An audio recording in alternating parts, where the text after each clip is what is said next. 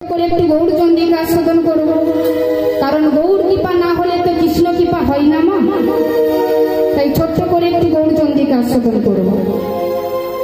তা আজ থেকে 538 বছর পূর্বে সিধাম নবদ্বীপের মাঝে আমার কলিযুগ পাবন অবতার দয়াল শ্রীকৃষ্ণ চৈতন্য মহাপ্রভু, যিনি আপামর জীবকে চেতনা দেবার জন্য কৃপা করে এই মাটির পৃথিবীতে নেমে আসলেন। তা ভগবান যে মাটির পৃথিবীতে নেমে আসলেন মা, তার তিনটে কারণ গীতাতে বলছে, তার তিনটে কারণ। প্রথম কারণ হচ্ছে পরিত্রাণে সাধু নাম, দ্বিতীয় কারণ হচ্ছে বিনাশয় চতুষ্কৃত, 3 নম্বর কারণ হচ্ছে ধর্মশ্রবণী পুনর্ভয় সম্ভব আমি যুগে যুগে। তিনি আসলেন সাধুকে পরিত্রাণ করবার জন্য, দুষ্টকে দমন করবার জন্য, আর ধর্মকে প্রতিষ্ঠা করবার জন্য। ভগবান বললেন একবার নয়, আমাকে বারবার আসতে হবে। ভগবান আবার একথাও বললেন বাবা, যে ভক্তই আমার মাতা পিতা, ভক্তই আমার গুরু, ভক্তই আমার নাম রেখেছে বাঞ্ছা কল্পতরু। ভক্ত আমার সব, আমি ভক্তের জন্য সব করতে পারি। তাই আগে জানতে হবে মা, হরি কথাটা কি, যেই কথার মধ্যে পরমাত্মাকে পাওয়া যায়। আগে জানতে হবে যে হরি কথাটা কি, যেই কথার মধ্যে পরমাত্মাকে পাওয়া যায়। এখানে যতজন ভক্ত উপস্থিত হয়েছে, আপনাকে যদি আমি জিজ্ঞাসা করি আপনারা ভগবানকে চান, আপনারা বলবেন হ্যাঁ মা, আমি ভগবানকে চাই। আপনারা কেন, আমিও বলো ভগবানকে চাই। কিন্তু বাবা, ভগবানকে তো চাই সবাই, কিন্তু পাই কজন? ভগবানকে তো চাই আমরা সবাই না, কিন্তু পাই কজন? ভগবান কিন্তু বেশি দূরে নেই, ভগবান আমাদের কাছে আছে। হয়তো তিনি এখানেও আছে, কিন্তু ভগবানকে চিনতে পারছি না কেন? না, তার একটাই কারণ, আমার মধ্যে অহংকার আছে বলে। আমার মধ্যে অহংকার আছে বলে। অহংকার থাকলে পরমাত্মাকে চিনে যাবে না বাবা।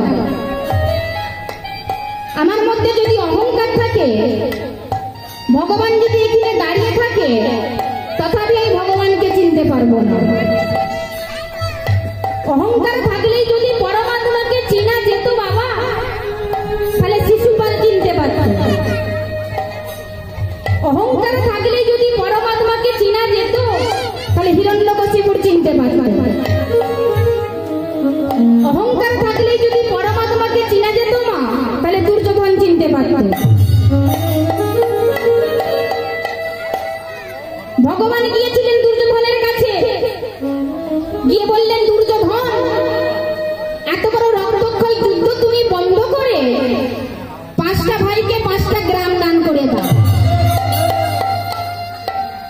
তাহলে এত বড় কুরুক্ষেত্রের যুদ্ধ আর হবে না।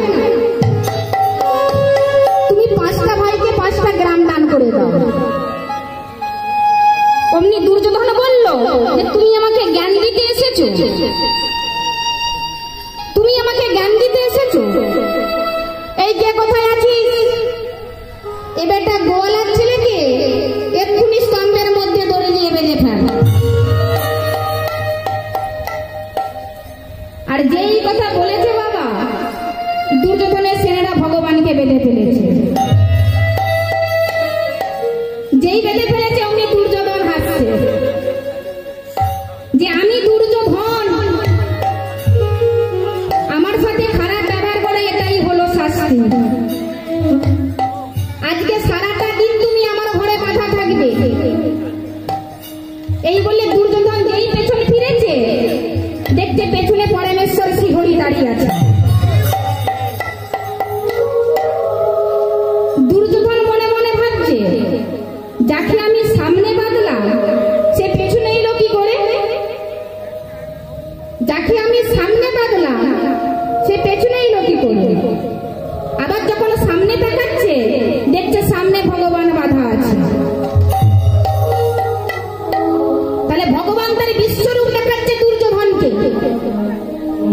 বিশ্বে যার রূপ পরিবর্তিত হয়, কিন্তু দুর্যোধন চিনতে পারল না।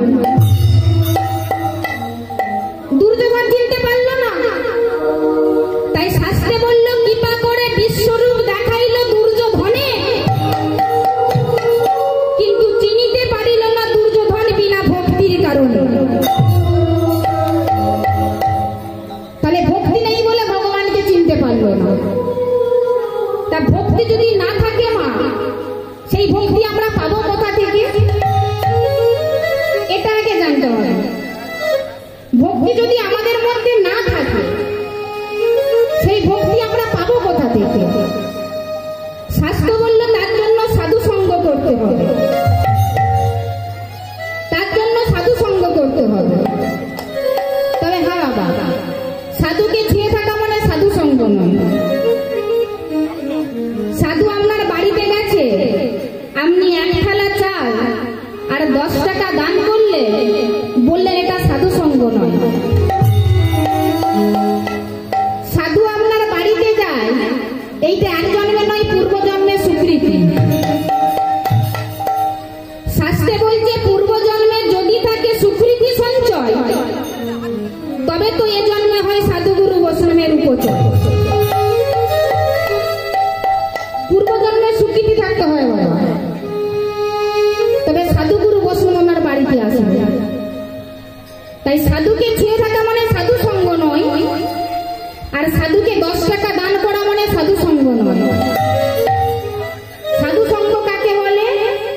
না সাধু যা বলে তা যদি কলির জীব করতে পারে, তখন তাকে সাধু সঙ্গ বলে। যদি বলে তার প্রমাণ আমরা কলির জীব,